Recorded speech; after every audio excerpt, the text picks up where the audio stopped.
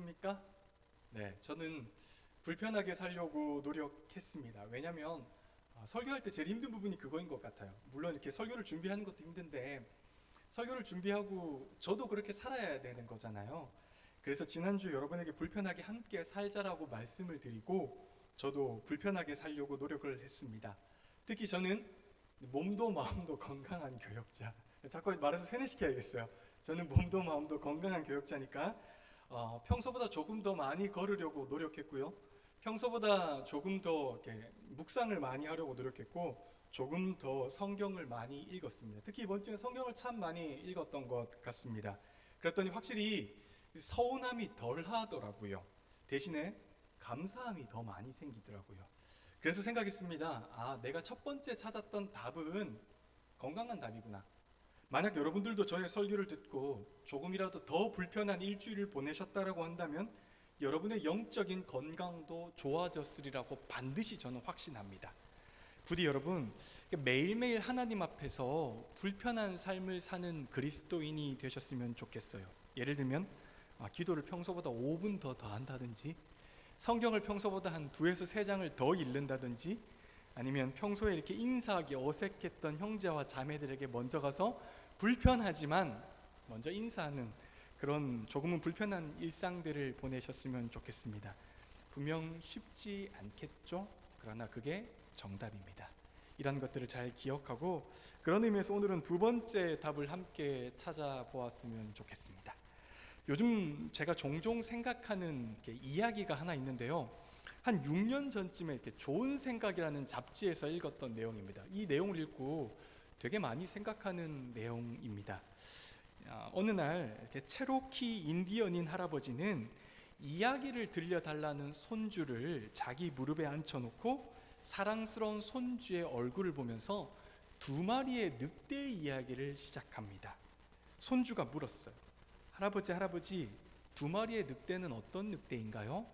할아버지가 대답을 했습니다. 얘야, 모든 사람의 마음 안에는 2마리의 늑대가 살고 있단다. 이 2마리는 모두 다 으르렁거리면서 항상 서로 싸움을 한단다. 한 마리는 아주 악하고 교만하고 질투도 많고 나쁜 늑대란다. 그래서 용서할 줄 모르고 분노에 사로잡히고 항상 사람들에게 나쁘게 대하고 게으르고 두려움도 많고 후회도 많이 하는 늑대란다. 다른 한 마리는 이와는 반대로 굉장히 착한 늑대이지, 사랑이 많고 친절하고 겸손하고 우애가 있으며 끈기도 있고 많은 것들을 사랑으로 본단다.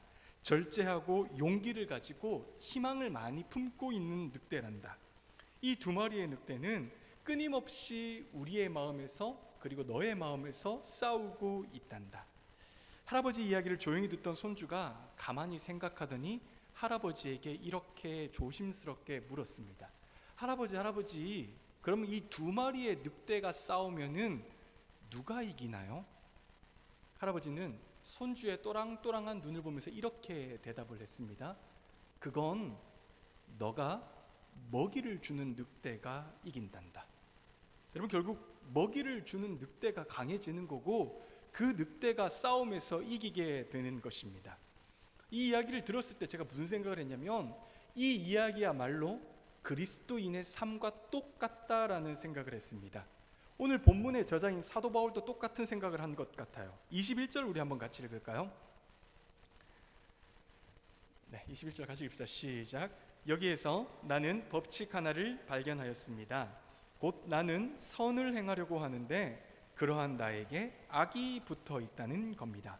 바울은 지금 자신에게서 한 가지의 모습을 발견했는데, 이 모습이 뭐냐면 본문에 기록되었다시피 자기 안에 2가지의 행동을 하려는 모습이 있다는 것을 발견하게 돼요. 하나는 선을 행하려는 모습, 다른 하나는 죄를 지으려는 모습이라는 거예요. 마치 좀 전에 말한 착한 늑대와 나쁜 늑대처럼 바울의 마음 가운데도 선을 행하려는 모습과 죄를 지으려는 모습이 똑같이 자신 안에 있다라고 고백합니다. 그런데 다른 것은요, 바울의 마음 안에 있는 것은 단순히 착한 늑대, 나쁜 늑대가 아니에요.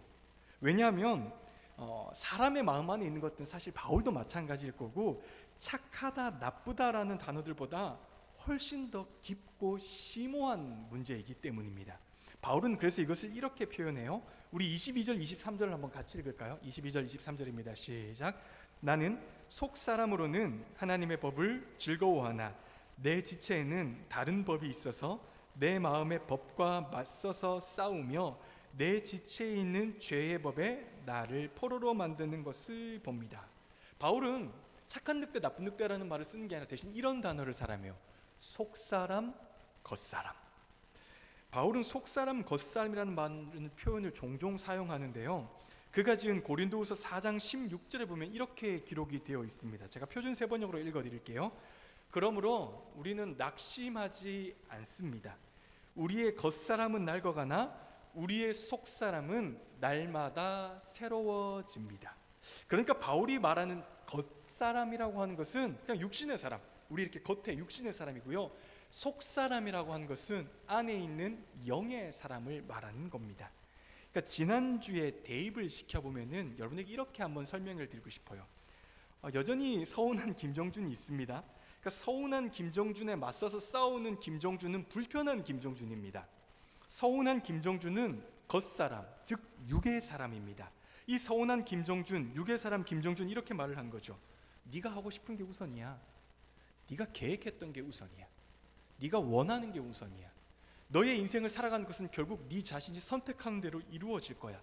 가장 기쁘고 즐거운 것들은 너가 우선이 되어야 돼 라고 끊임없이 말하는 서운한 김정준이고요, 반대로 불편한 김정준은 영의 사람인 거죠. 내가 하고 싶은 것이 우선이 아니라고 말을 해요. 하나님의 뜻과 계획이 내 우선보다 훨씬 더 앞에 있다라고 말을 해주는 거죠. 그리스도인이라고 한다면, 내가 그리스도인으로 태어났고 자라간다라고 한다면 내가 원하고 내가 목표하는 것보다 하나님께서 원하고 만들어가는 것이 훨씬 더 우선이라고 말을 하는 거예요. 내 인생의 주인은 내가 아니라고 끊임없이 말을 해주는 것이지요. 그리스도인 김정준인 거죠. 제 마음에는 여전히 이 두 명의 김정준이 싸우고 있습니다. 지난주에도 싸웠고 어제도 싸웠고 오늘도 당연히 싸우고 있습니다. 당연히 여러분 마음에도 싸우고 있습니다. 만약 여러분 마음 가운데 이 두 사람이 싸우지 않는다라고 하면 여러분에게 문제가 있다는 뜻이거든요. 반드시 싸우고 있을 겁니다. 자, 그럼 여기서 질문입니다. 손주가 할아버지께 물었잖아요. 어떤 늑대가 이기나요? 라고 물었잖아요. 전 여러분에게 묻는 거죠.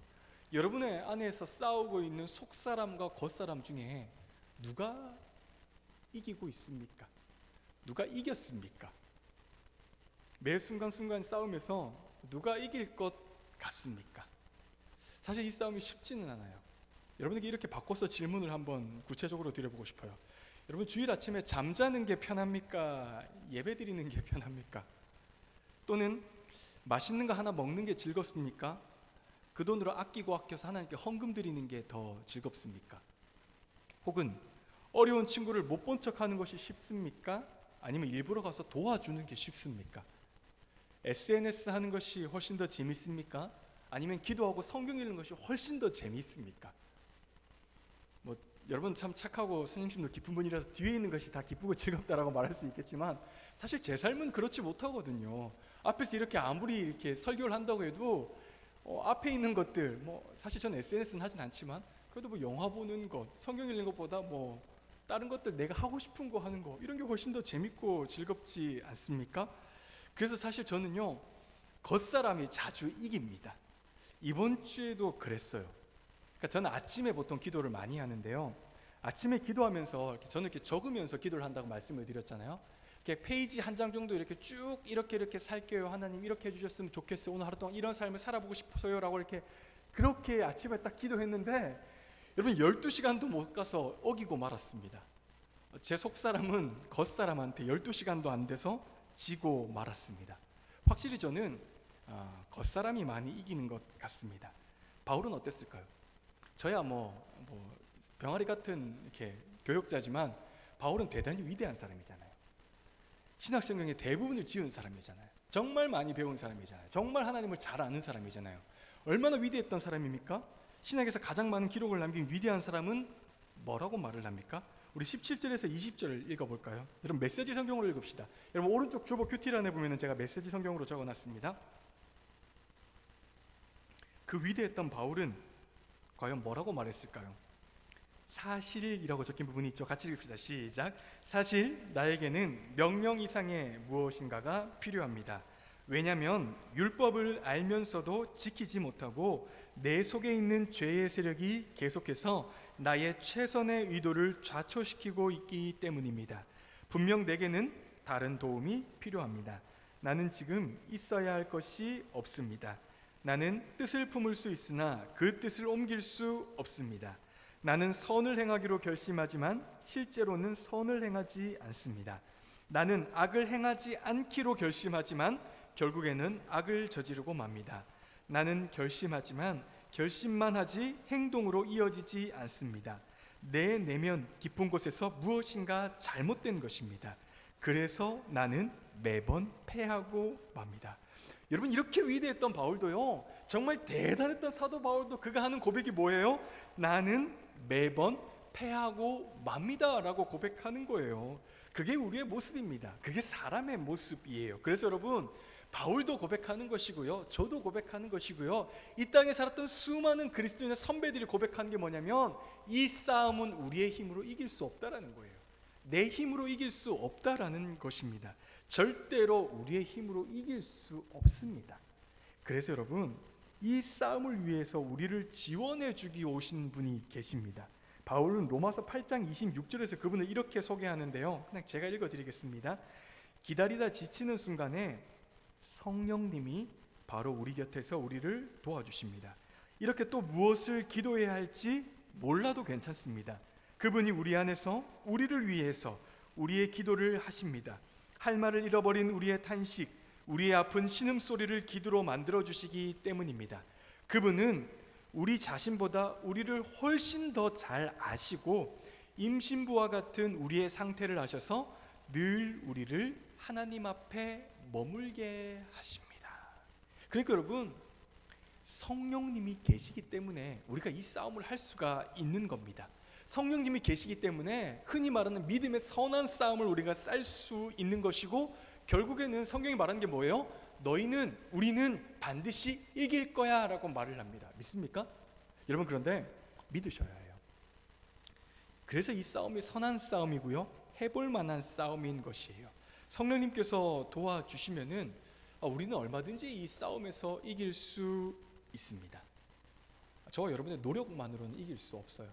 할 수가 없어요. 그런데 여러분, 조건이 있습니다. 조건이 있어요. 어떨 때 성령님 하나님께서 우리에게 도와주실까요? 어떨 때 하나님께서 혹은 성령님께서 우리에게 도움을 주실까요? 어떨 때요? 제 질문이 되게 어렵습니까? 당연히 그분을 찾을 때죠. 찾아야지 도와주죠, 여러분. 우리가 그분의 임재를 간구해야지 그분의 임재가 우리에게 오지 않겠습니까? 매 순간순간 그분을 찾고 그분을 의지해야 됩니다. 그런 새 힘으로 우리가 이 싸움을 싸워야지 이길 수가 있는 것이에요. 어제의 힘으로 이기는 게 아니에요. 그저께 받은 힘으로 이기는 것도 아니에요. 지금 주시는 새 힘으로 이기는 것입니다. 그리스도인들은 자주 싸움에서 져요. 저도 싸움에서 많이 집니다. 그럼 이렇게 말을 합니다. 지난달에는 되게 은혜가 넘쳤는데, 지난달에 싸웠으면 이겼을 텐데, 작년에는 믿음이 되게 좋았는데, 이상하네, 고등학생 때는 믿음이 정말 좋았는데 그땐 이겼던 것 같은데 지금은 이길 수가 없네요 라고 말을 합니다. 여러분, 당연히 이길 수 없죠. 여러분, 지난달의 힘으로 어떻게 이 싸움을 하려고 합니까? 작년의 힘으로 어떻게 이 싸움을 하려고 하는 거죠? 고등학교 때 좋았던 신앙으로 어떻게 이 선한 싸움을 하려고 하는 것이죠? 한두 번이 할 수 있어요. 그런데 여러분, 우리의 싸움은 사실 지속적인 싸움이거든요. 매일의 싸움이에요. 여러분, 우리가 마음 가운데서 하루에 한 번만 싸우는 사람은 없습니다. 제가 생각할 때 제 마음은 하루에 수백 번도 싸웁니다. 그런데 이 싸움을 어제의 힘으로 계속 싸우시겠다고요? 일주일 전의 힘으로 계속 싸우시겠다고요? 작년에 받은 새 힘, 언젠지 기억도 안 나는 그 힘으로 싸우시겠다고요? 당연히 안 되죠, 여러분들. 여러분, 자꾸 지난 힘, 작년에 받았던 힘으로 싸우려고 한다면은 결국 여러분은 무기력한 그리스도인이 됩니다. 어제의 힘으로요, 오늘을 살아가겠다라고 생각하는 순간 여러분은 무기력한 그리스도인이 반드시 됩니다. 제가 요즘 이렇게 잘 듣는 노래 중에, 잘 아시다시피 저는 이렇게 가요 듣는 것도 되게 좋아하거든요. 영탁 씨가 부르는 라떼는 말이야라는 노래가 있습니다. 아시죠? 여러분, 역시 기도원하고 CCM만 들어서 잘 모르는구나. 영탁 씨가 이렇게 라떼는 마리아라는 굉장히 신나는 노래를 불렀는데, 이 노래가 사실 그런 거잖아요. 기성세대가 자꾸 라떼는 마리아 이렇게 했어, 라떼는 마리아 자꾸 이렇게 하는 것을 영탁 씨가 이렇게 비판풍자하면서 만든 노래가 라떼는 마리아 아니겠어요? 제가 이 노래를 듣는 이유는 제가 점점 이제 기성세대가 되어가지 않습니까? 그래서 나 조심해야지라고 듣는 첫 번째 이유. 두 번째 이유가 사실 더 중요한데요. 제가 이 노래를 들으면서 누구를 생각했는 줄 아십니까? 그리스도인을 생각했어요. 그리스도인에게 가장 어울리는 노래 중에 하나가 뭐냐고 묻는다면 저는 이 노래라고 생각해요. 라떼는 마리아. 여러분, 신앙은 라떼가 아니에요. 한국교회가 과거에 정말 잘했습니다. 정말 큰 성공을 거두었고요, 정말 많은 열매를 맺었어요. 우리가 과거를 기억하는 것 좋습니다. 과거를 되게 좋게 생각하는 것도 좋습니다.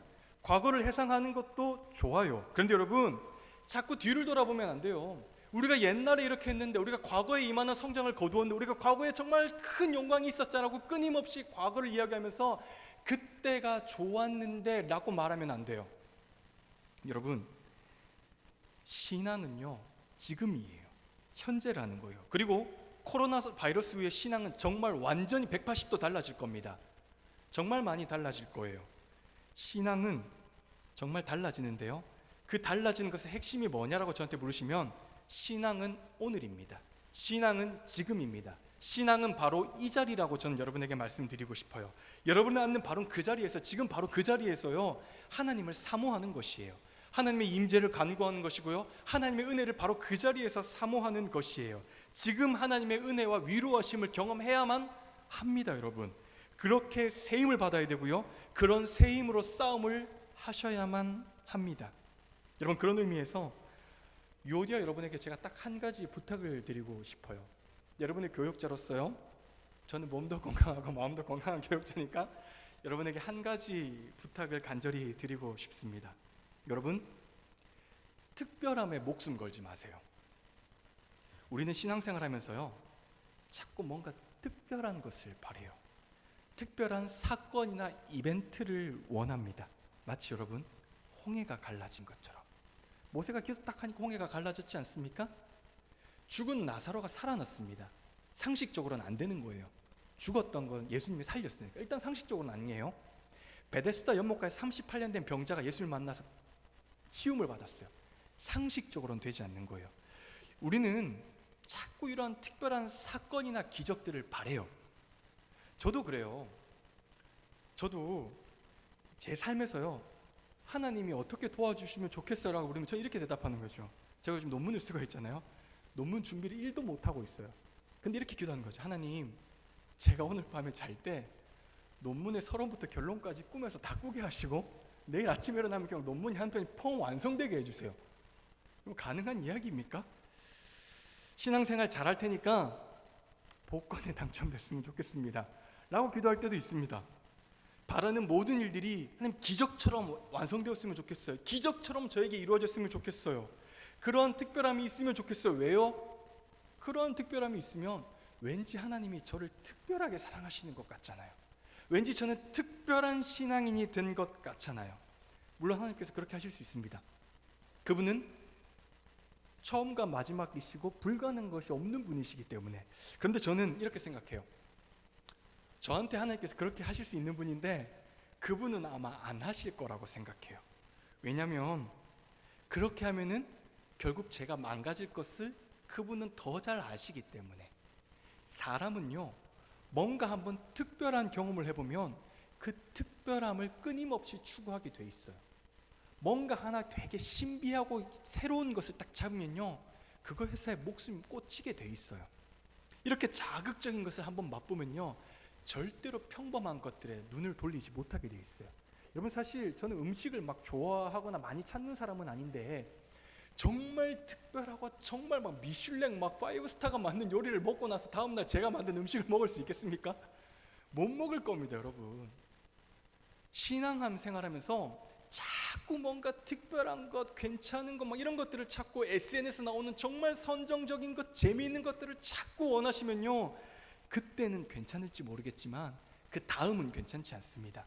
특별한 자극, 특별한 경험, 특별한 순간, 특별한 선물, 초자연적인 것들이 여러분 인생에서 무조건 펼쳐지길 바란다고 한다면 그 다음 인생은 여러분 절대로 자연스럽지 못합니다.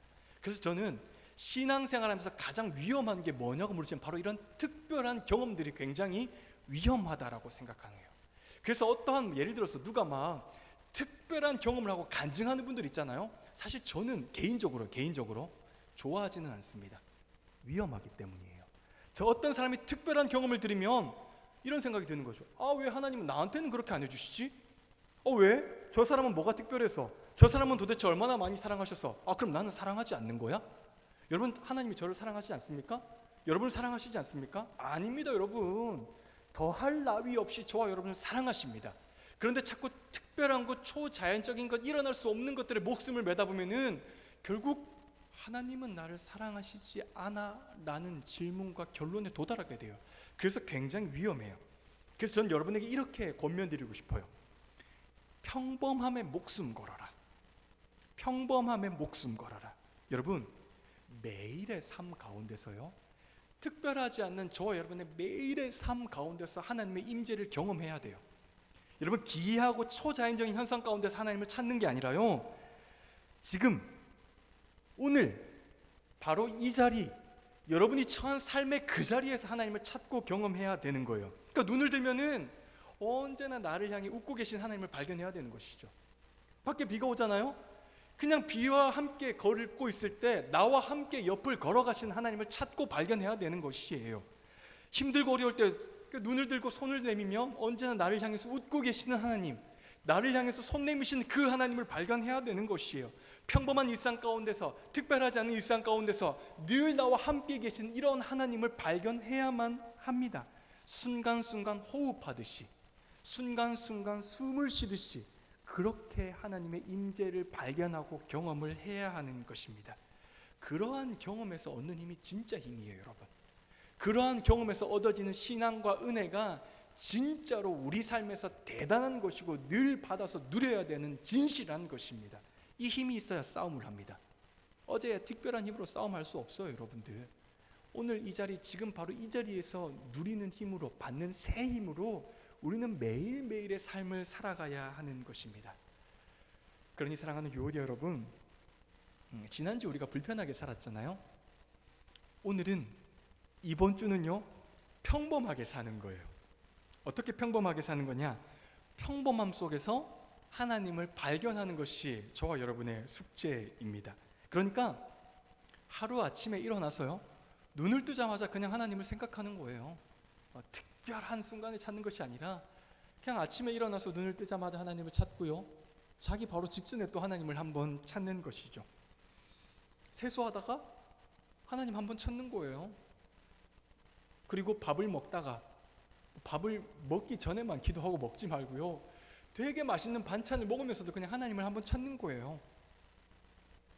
또 화장실에 갈 때도 한번 찾아보시고, 뭐 설거지를 할 때도 찾아보시고, 여러분의 직장 가운데 문서를 작성하다가도 하나님을 한번 찾아보시고, 그렇게 평범해 보이는 모든 순간순간마다 하나님을 찾고 경험하시는 거예요.